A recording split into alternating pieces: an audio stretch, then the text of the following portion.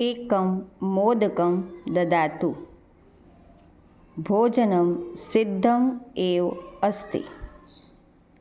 किञ्चित् तक्रं ददातु। भोजनं रुचिकरं। किञ्चित् दुग्धं ददातु।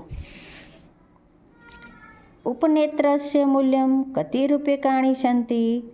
20। कस्य मूल्यं 50 रूप्यकाणि सन्ति? स्थालिका।